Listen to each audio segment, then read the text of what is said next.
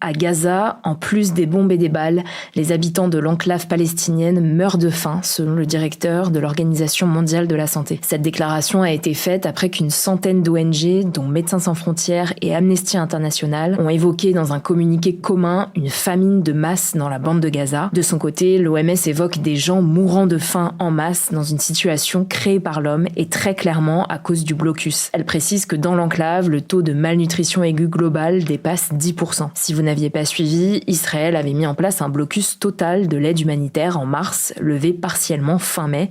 Depuis, l'aide humanitaire est essentiellement distribuée par le GHF, une organisation soutenue par Israël et les États-Unis, mais très critiquée par les ONG et l'ONU. En parallèle, des négociations entre Israël et le Hamas se tiennent toujours depuis près de 3 semaines au Qatar. Elles ont mené à une proposition israélienne d'un cessez-le-feu de 60 jours, à laquelle le Hamas a répondu ce jeudi. Cette réponse inclut des amendements sur l'entrée d'aide humanitaire, des zones de retrait de l'armée israélienne